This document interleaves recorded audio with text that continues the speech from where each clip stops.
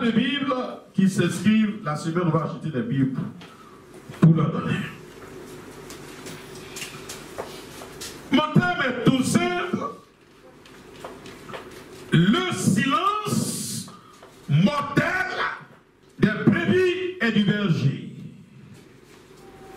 Le silence mortel des brebis. Le silence mortel du berger. Le silence mortel des hommes. Il existe un silence qui tue. Un silence qui est en train de nous pousser dans le gouffre. Un silence qui est en train de nous amener à l'enfer. Une arme a été créée. Une arme existe. Une arme fabriquée de toutes pièces qui est le silence. C'est pourquoi j'ai dit le silence mortel. Le silence des fidèles. Le silence des pasteurs. Le silence des femmes du pasteur. Le silence des humains. L'Église est en train de courir. L'Église court à un risque. L'Église de Jésus-Christ court un risque. Court un risque. Un silence plat règne.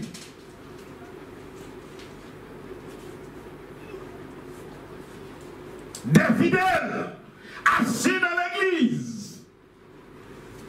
Ils voient le pasteur qui est en train de faire la mauvaise chose. Ils s'asseyent, ils ne peuvent rien dire. Ils se taisent. Des pasteurs pédophiles, des pasteurs qui jettent des femmes dans les églises. Personne ne parle. Des pasteurs magiciens, des pasteurs hypocrites, des pasteurs qui prêchent pour la vente, des fidèles assis. Personne n'ose parler. Personne ne peut dire au pasteur, pasteur, on ne te retrouve plus. Des fidèles, des brebis, ne peuvent pas s'unir, ils ne peuvent pas se réunir pour dire pasteur, nous ne sommes plus avec toi, on ne se reconnaît plus dans ce que tu fais. Un silence mortel. Vous aidez le pasteur à détruire les brebis et à se détruire.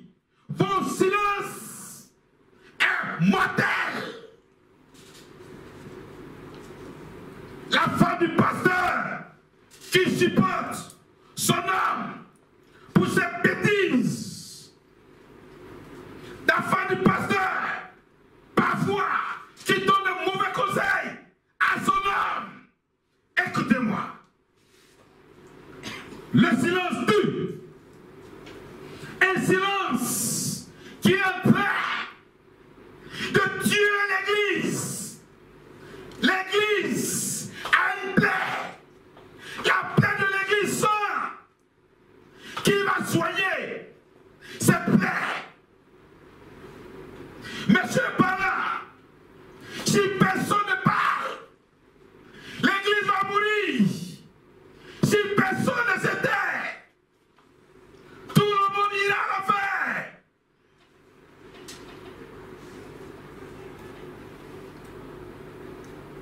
Alléluia. Amen. Comprenons. Chacun de nous doit prendre son courage à deux mains. Chacun de nous, les fidèles qui viennent à l'église sans Bible, je veux que chacun de nous, quand j'aurai fini de prêcher ce message, chacun de nous, quand il y a l'église, prenne sa Bible pour examiner ce qui est prêché. Là où tu te trouves, si tu écoutes ce message, que tu n'as pas changé ton attitude, tu es resté dans le silence, ton silence sera coupable. Tu seras coupable de ce qui arrive au peuple de Dieu, de ce qui arrive au pasteur. Silence de la bergerie. Vous savez, vous êtes convaincus que les actes posés par le pasteur ne sont pas de Dieu. Vous êtes convaincus, le Saint-Esprit vous convainc que ces choses, ces actions, ces manières de faire n'honorent pas Dieu. Mais que faites-vous? Que faites-vous?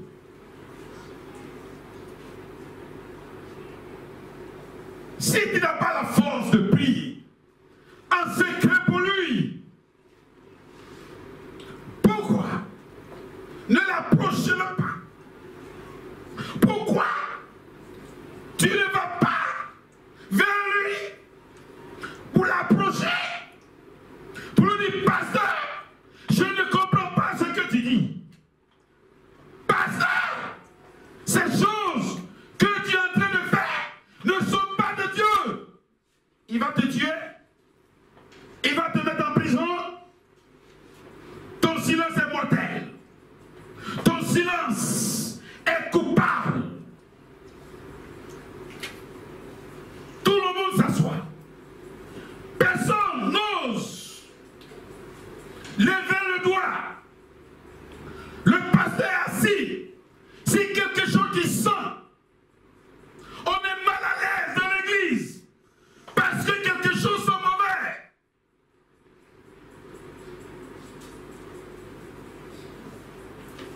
Nous courons droit dans un ravin. La Bible dit, dans Matthieu 18, à partir du verset 15, la Bible dit,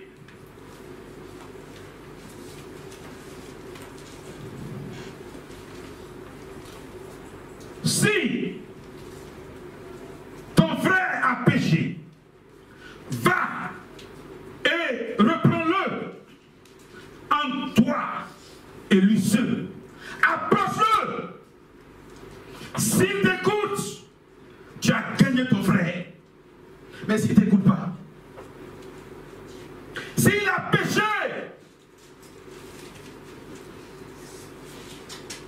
au lieu de s'asseoir, critiquer, tu ne l'aimes pas. Au lieu de s'asseoir, murmurer.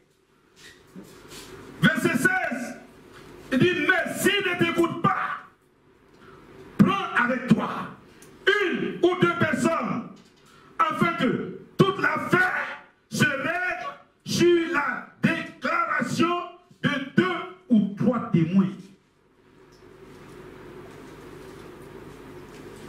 Verset 17. S'il refuse de les écouter, dis-le à l'église. S'il refuse aussi d'écouter l'église, qu'il soit pour toi comme un païen et un publicain. Alléluia. Amen. Mais attention. Dans l'église, tu vois ton frère. Il a un grand rôle. Un rôle démoniaque. Il ne fait que chercher la vie de l'église. Parce qu'il a l'argent. Un bon séducteur. Bon garçon démoniaque. Satanique. Qui est rentré dans l'église pour détruire l'église.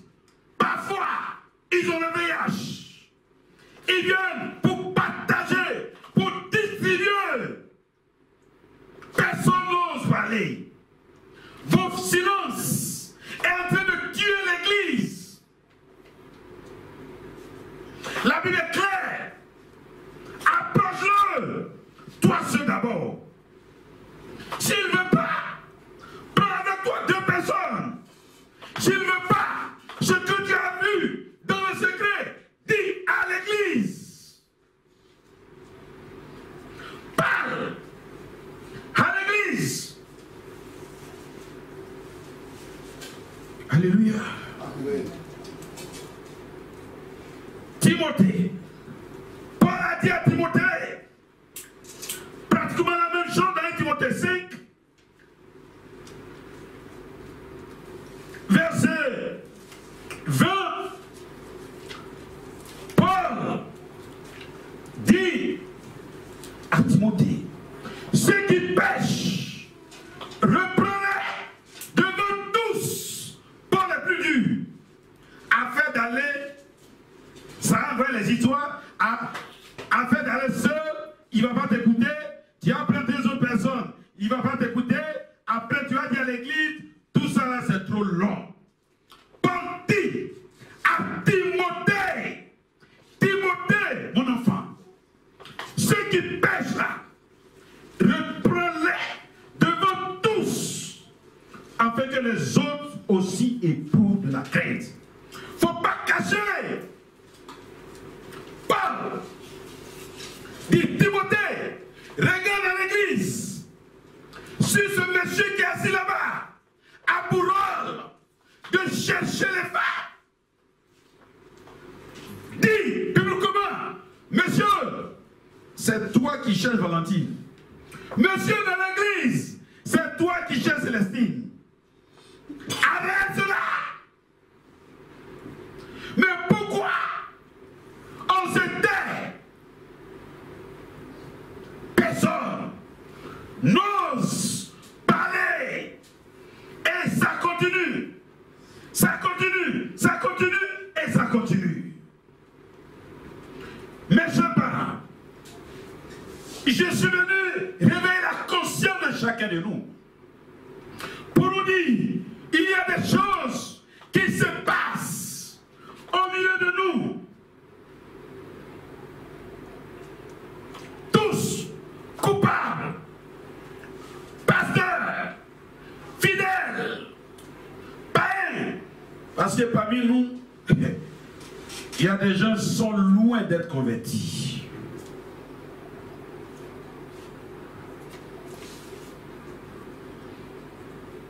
Vos silences est une arme dangereuse, une arme silencieuse. Nous devons nous lever. Nous devons parler, ouvrir la bouche. Vous voyez, M. Rhodes, qui aimait tuer, M. Rhodes qui aimait tuer les chrétiens, M. Rhodes, très méchant, il a fini par être dévoré par des vers. Il est là comme ça. C'est les vers qui l'ont tué. Mais sa femme était dans le silence. Sa femme se taisait. Il voyait tout ce que son mari faisait. Il ne disait rien. Il a vu comment son mari est mort. Le silence est mortel. Le silence est destructeur. Le silence est une arme atomique pour l'Église. La reine Vashti, la femme du roi Azerus, il savait son mari, grand soulard. Il n'a jamais interpellé son mari.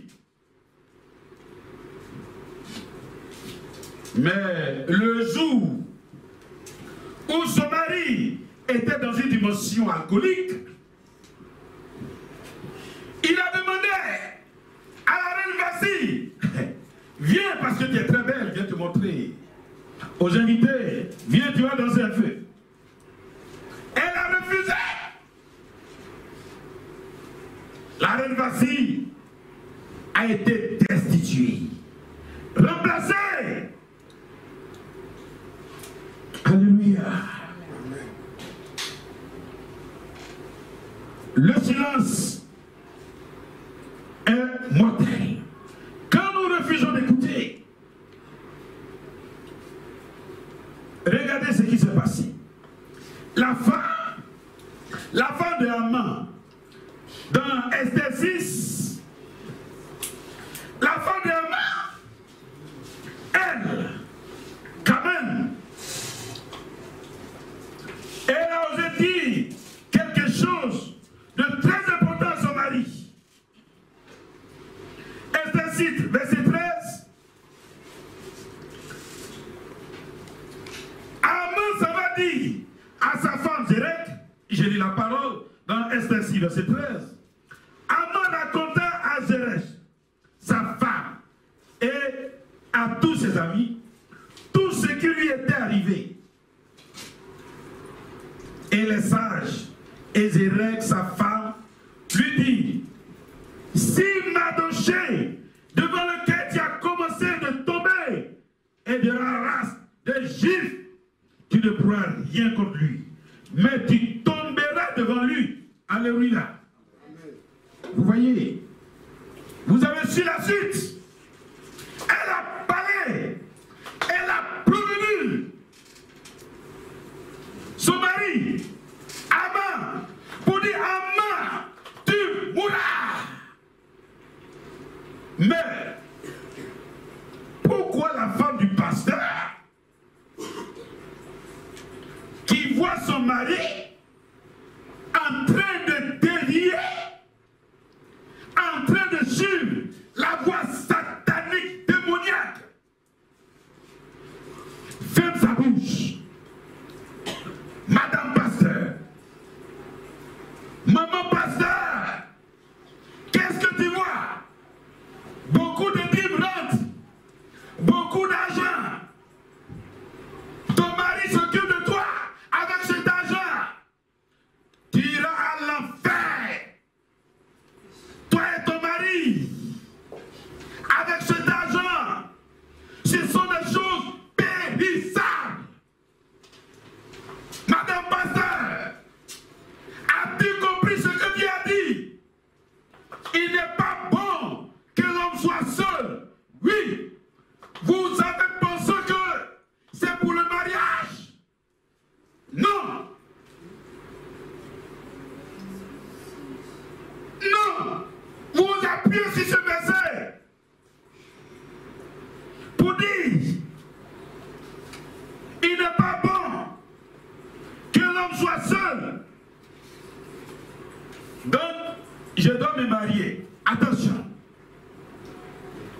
Pourquoi il n'est pas bon que l'homme soit seul?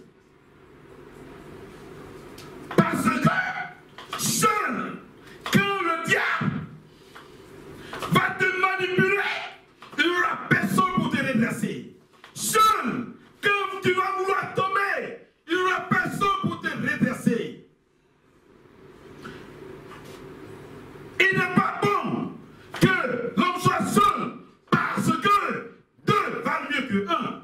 Il n'est pas bon que l'homme soit seul, parce que là où deux, trois personnes se rassemblent, au nom de Jésus, Dieu est là. Vous appuyez sur ce verset pour dire, oui, je dois me marier. Mais quel type de mariage vous avez fait? Vous allez me dire, monsieur pasteur, je suis marié, je ne dois pas divorcer, je ne dois pas quitter mon mari. Mais, choisis, est-ce que tu es vraiment sûr que ce mariage est de Dieu? Ce n'est pas un mariage arrangé, ce n'est pas un mariage par intérêt.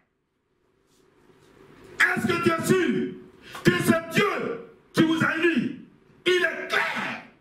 La parole de Dieu est claire. Ce que Dieu a uni, personne ne sait pas. Mais vous pensez que tous ces mariages qui existent au sein de l'Église, c'est Dieu qui les a unis? Examinons bien. Donc dans cette histoire de mariage, Dieu ne se trompe pas. Attention, Dieu n'est jamais descendu. J'ai vu des églises monsieur, le pasteur, il voit un homme riche. Il dit, mais Dieu m'a dit, il prend une femme pour dire, mais c'est ta femme. Il est uni. C'est un plan démoniaque Chanel. Après, divorce par-ci, divorce par-là. Ce sont des mariages Chanel, des mariages par intérêt, des mariages d'arrangement. Dieu n'a pas uni. Tu le vois démoniaque, parle. Tu le vois satanique, parle. Si tu ne parles pas, ton silence va le tuer. Ton silence va te tuer. Ton silence va tuer tes enfants. Église, réveille-toi. Jésus revient bientôt.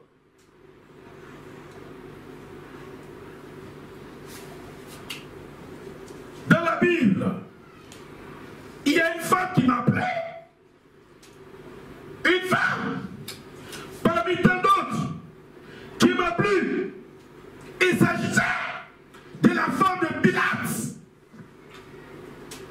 La femme de Pilate. Vous pouvez lire dans Matthieu 27, verset 19. La femme de Pilate a été claire pour dire à son mari, lisons ce récit, lisons cette parole de Dieu.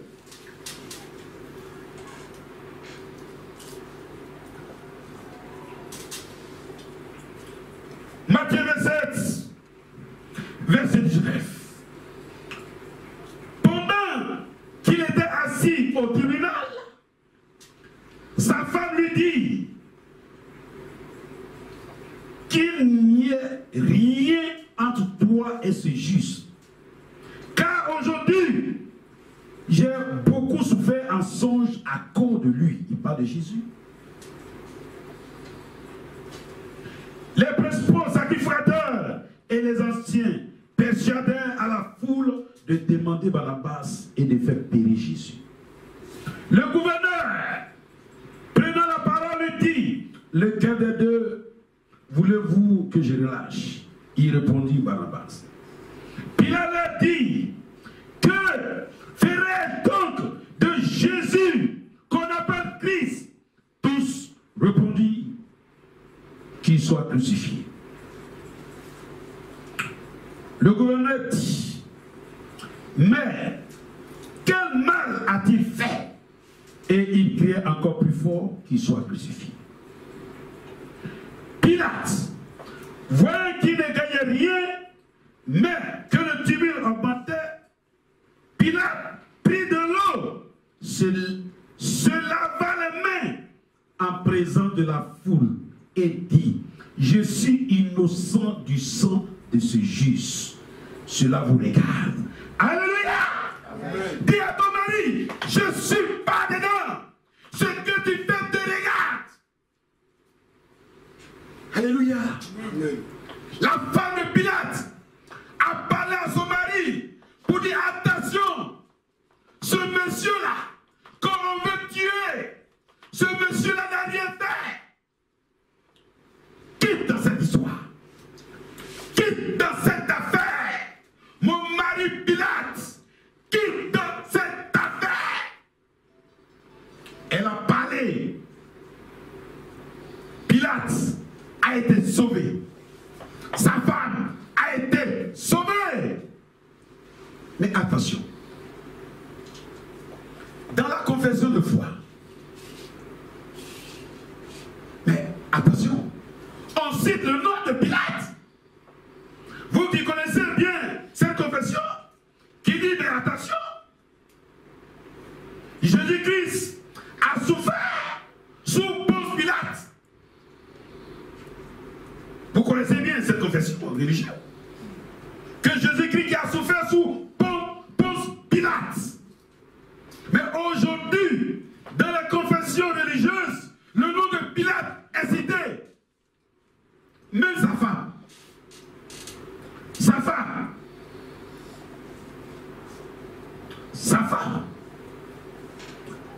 Vous voyez, sa femme s'appelle Claudia Procula.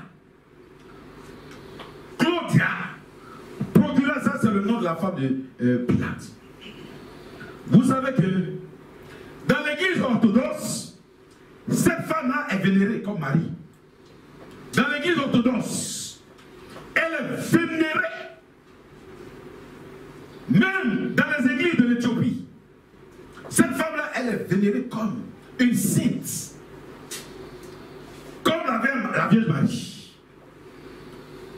Elle a sauvé son mari. Alléluia. Je vais dire à quelqu'un, là où tu te trouves, dans l'église où tu te trouves, ce qu'on te demande de faire, si tu n'as pas la pleine conviction, sors de là. Ce que Dieu te demande de faire, si tu n'es pas capable de faire, sors de là, car ton silence te tuera. Ton silence te détruira. N'encouragez pas ceux qui sont assis, ceux qui se sont envoyés eux-mêmes. N'encouragez pas des gens qui savent qu'ils ne vont pas rentrer dans le royaume des cieux, mais qui veulent partir avec un certain nombre de personnes. Des conducteurs insensés, des conducteurs sans conscience, des conducteurs saoulés par la magie. Ils vous conduisent. Attention, ils sont en train de prendre un virage dangereux. Un cauchemar se dessine à l'horizon.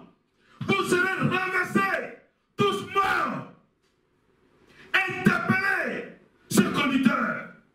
Interpellez ce pasteur, ce berger. Interpellez.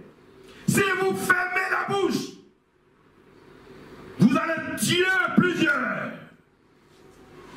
Dieu vous demandera des comptes. Alléluia. Amen. Ah, je sens un silence aujourd'hui.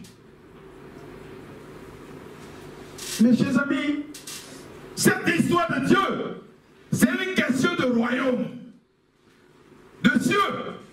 C'est une question de paradis. Ce n'est pas une question de mari. C'est mon Mario. Je ne peux pas le laisser.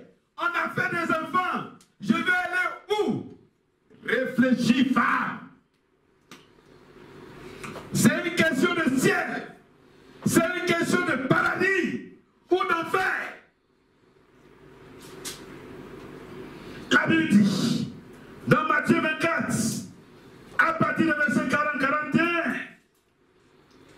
de deux personnes qui seront dans un champ, il y a un qui sera enlevé et l'autre va rester. Oui.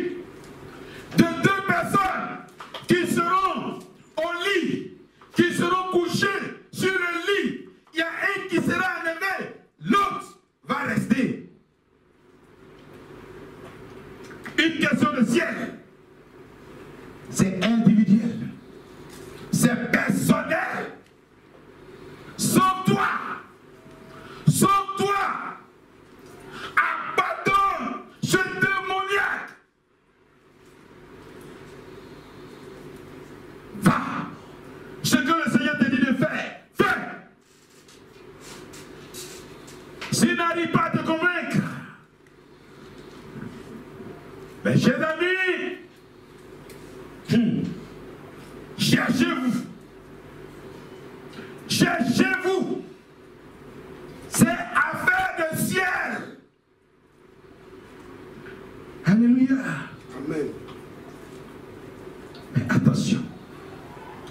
sais que les femmes sont aussi fortes pour pouvoir convaincre leur mari.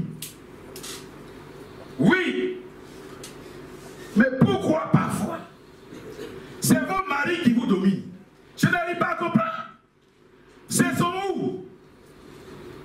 C'est son où? Mais vous prenez un mari et essayez de le formater à votre manière.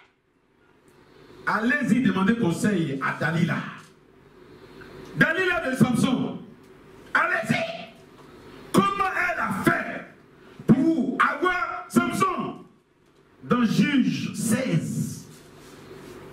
Allez-y. Cherchez l'esprit de Dalila. Gagner ce monsieur. Ce monsieur va devenir comme un bébé. Tu vas lui dire la vérité. Tu peux le changer. C'est pas pour rien. Dieu t'a mis à côté de lui. Vous connaissez l'histoire de Samson et de Dalila. Comment elle a réussi? Vous voulez qu'on lise un peu? Juge 16, verset 15. De 15 jusqu'à 17. Il est écrit, c'est Dalila qui parle. Elle lui dit, comment peux-tu dire, je t'aime, puisque ton cœur n'est pas avec moi? Voilà 3 fois que tu t'es joué de moi. Et tu ne m'as pas déclaré d'où vient ta grande force. Comme elle était chaque jour à le tourmenter et à l'importuner par ses instances, son âme s'impatienta à la mort. Il lui ouvrit tout son cœur. Alléluia. Allez-y. Si vous soupçonnez votre mari, votre pasteur, je ne sais pas qui, de n'importe quoi, qui vous dit la vérité. La Bible dit, il ouvrit tout son cœur et lui dit, le rasoir n'a point passé sur ma tête, parce que je suis consacré à Dieu dans le ventre de ma mère. Si j'étais rasé, ma force m'abandonnerait, je deviendrais faible et je serais comme tout autre homme. Alléluia. Comment Dalila a eu son mari Samson? Vous avez peur de votre mari. Il est qui? Et puis tu ne peux pas lui parler. Il ne va pas te tuer parce que tu lui dis la vérité. Alléluia. Parlez. Vous avez le droit. Parlez. Parce que ton parler peut te sauver. Peut sauver tes enfants. Peut sauver ton mari. Alléluia. Il y a des gens qui savent que leur mari adore serpent, python. C'est python qui leur donne l'argent. Et vous êtes là, vous ne pouvez rien dire. Vous ne pouvez rien dire. Ton silence est mortel. Alléluia. Amen. Mieux vous quitter que d'aller à l'enfer.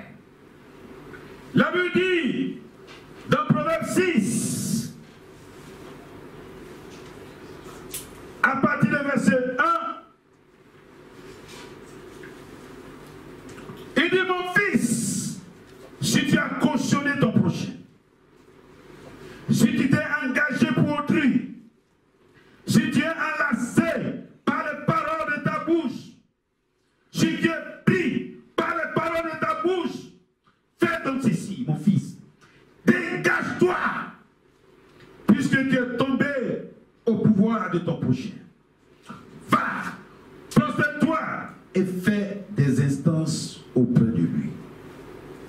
Ne donne ni sommeil à tes yeux, ni assoupissement à tes paupières. Dégage-toi comme la gazelle de la main du chasseur, comme l'oiseau de la main de l'oiseleur. Alléluia.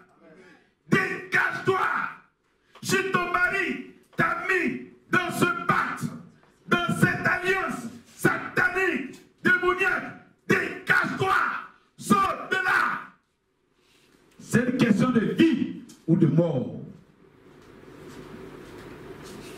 Je dis, c'est une question de vie ou de mort. Je le répète, ce n'est pas une question de si je le quitte, je ne dois pas me marier. Le mariage a été piégé. C'est un mariage arrangé. Un mariage d'intérêt. Par moment, ton mari même devient autre chose. Il devient bisexuel. Des relations contentieuses. Et tu es dedans. Tu te plais. Il te conduira à l'enfer. Alléluia. Amen. Vos silences deviennent très dangereux, mortels. Mais nous parlons des fidèles, des pasteurs, des femmes de pasteurs. Mais entre nous, il y a aussi des gens qui font des enfants. Ils voient le comportement démoniaque de l'enfant, ils ne peuvent pas parler. Parce que c'est leur seul fils. C'est l'enfant qui les menace. J'ai vu un enfant, j'ai eu le témoignage d'un enfant qui a fini par sortir avec sa propre mère. Maman, papa, vos silences à l'égard de vos enfants, ce silence est mortel. Ce silence va les tuer. Si tu ne parles pas, le diable va leur parler. Il faut écouter le diable. Vous êtes en train de fabriquer des monstres dans la nature.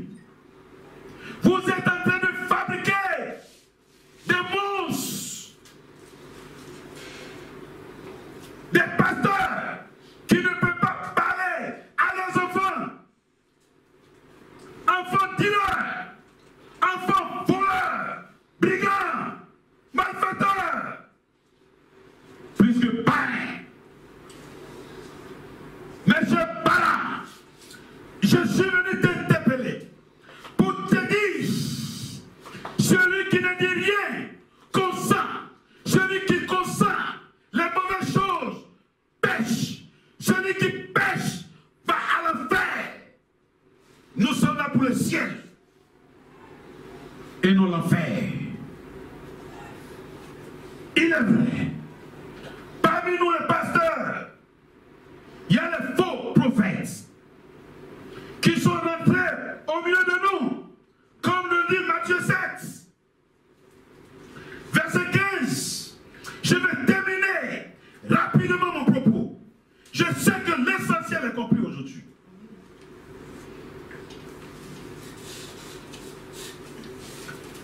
Matthieu 7, verset 15 à lui dit, gardez-vous des faux prophètes. Ils viennent à vous en vêtements de brebis, mais au-dedans, ce sont des loups ravisseurs. Gardez-vous. Que cherchez-vous avec ces hommes?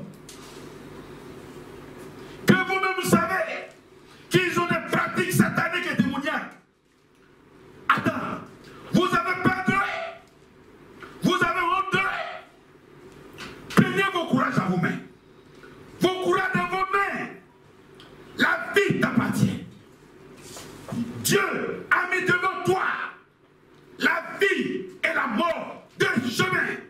Dieu a ordonné que tu prennes le chemin de la vie. Dieu t'a donné le Saint-Esprit. Il t'a donné le discernement. Tu sais qui est de Dieu, qui est du diable. Prends ton courage.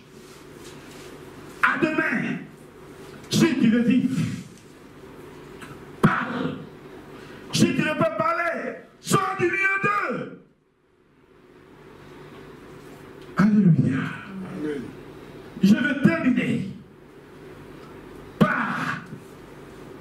Le chapitre 42 du livre d'Ésaïe. En son verset 14.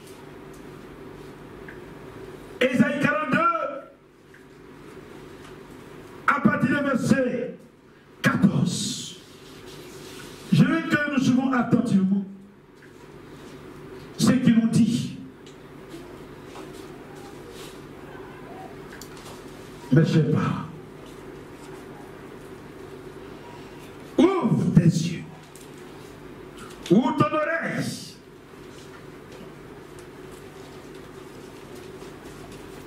L'Éternel est avec tout le monde. Par moment tu t'accroches, par intérêt. Quel intérêt tu cherches?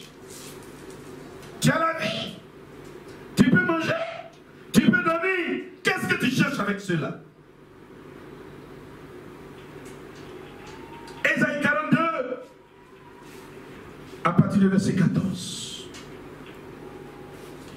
Pour terminer, Ésaïe le grand prophète dit: j'ai longtemps gardé le silence, je me suis tu, je me suis contenu, je crierai comme une femme au travail. Alléluia. Amen. J'ai longtemps gardé le silence, je crierai, je me suis tu, je me suis contenu, je crierai comme une femme en travail. Je serai haletant et je soufflerai tout à la fois. Je ravagerai montagnes et collines et j'en déchicherai toute la verdure. Je changerai les fleuves en terre ferme et je mettrai les étangs à sec. Je ferai marcher les aveugles sur un chemin qu'ils ne connaissent pas. Je les conduirai par des chemins qu'ils ignorent. Je changerai devant eux les ténèbres de lumière et les endroits tortueux en plaine. Voilà ce que je ferai et je les abandonnerai point. Ils reculeront, ils seront confus, ceux qui se confient aux idoles taillées, ceux qui disent aux idoles de fonte: vous êtes nos dieux. Sourds, écoutez, aveugles, regardez et voyez. Des fidèles sourds, des fidèles aveugles. Et des sourds, écoutez. Comment celui qui est sourd va écouter? Tu vas écouter ce que je t'ai dit aujourd'hui. Aveugle, regardez et voyez. Qui est aveugle? Qui est aveugle? Sinon mon serviteur. Oui, le pasteur, il se fait aveugle. Il voit ses brebis qui font de mauvaises choses. Il ne parle pas. Parce que celui-là lui donne la grosse dîme. Il ne parle pas. Le culte commence à 8 h. Il vient à 10 h. Pasteur, il s'en fout. Qui aveugle? Il ne dit rien. Silence.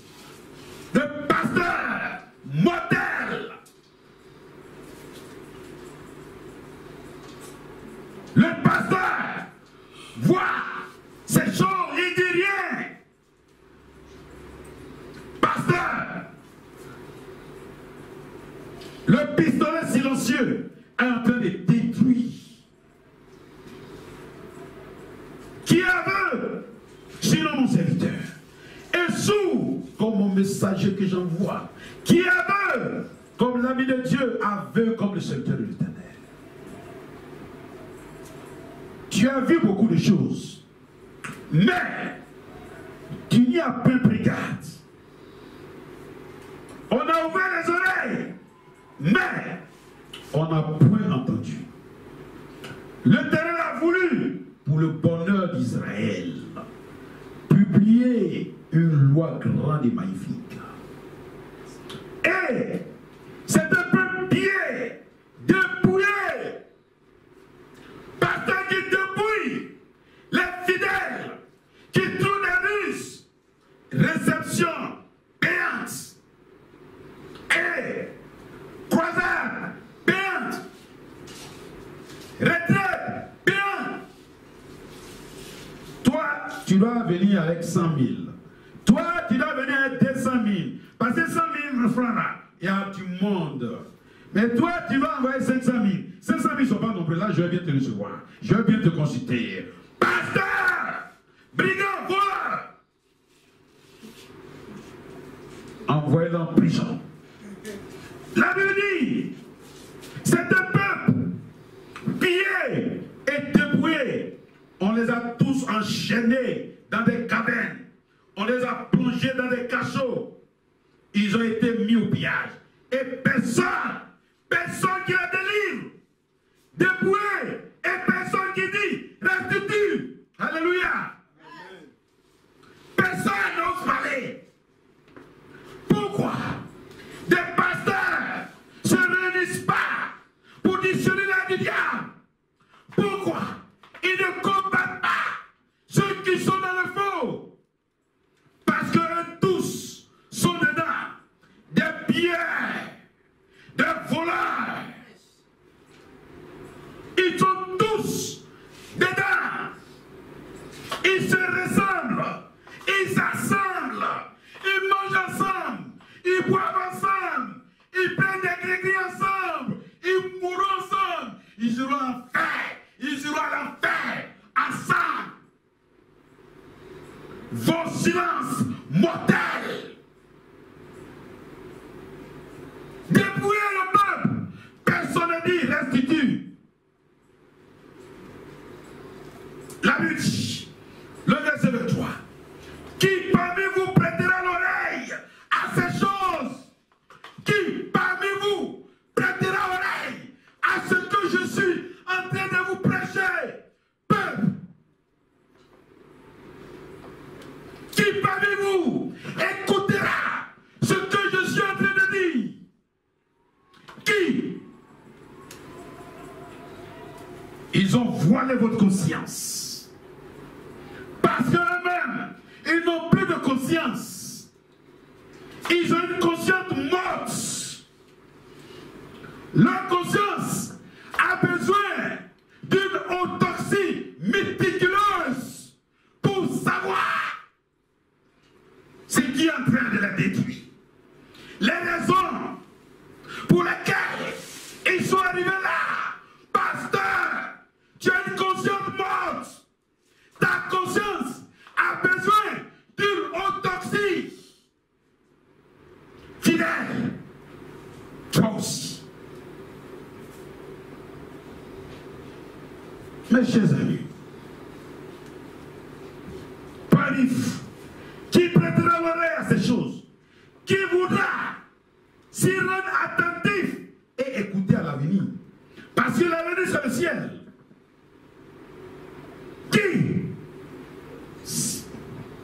Qui a livré Jacob au pillage et Israël au pillage? N'est-ce pas l'Éternel? Nous avons péché contre lui. Ils n'ont pas voulu marcher dans ses voies. Ils n'ont pas écouté sa loi. Aussi, a-t-il versé sur Israël l'ardeur de sa colère et la violence de la guerre. La guerre l'a embrassé de toutes parts et il n'a plus compris. Elle a consumé et il n'y a plus de garde. Alléluia. Amen. Amen.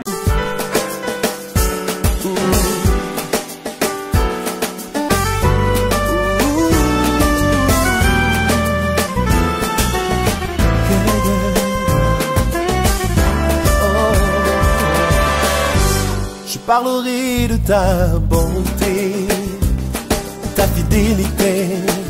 Je dirai tout haut, tout haut, tout haut, ce que tu as fait pour moi.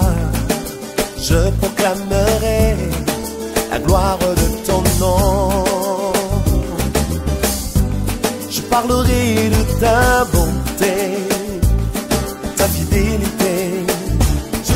haut, tout haut, tout haut, ce que tu as fait pour moi. Je proclamerai la gloire de ton nom. Je parlerai de ta bonté, ta fidélité. Je dirai tout haut, tout haut, tout haut, ce que tu as fait pour moi. Je proclamerai la gloire de ton nom. Je parlerai de ta bonté, de ta fidélité. Je dirai tout haut, tout haut, tout haut, ce que tu as fait pour moi. Je proclamerai la gloire de ton nom.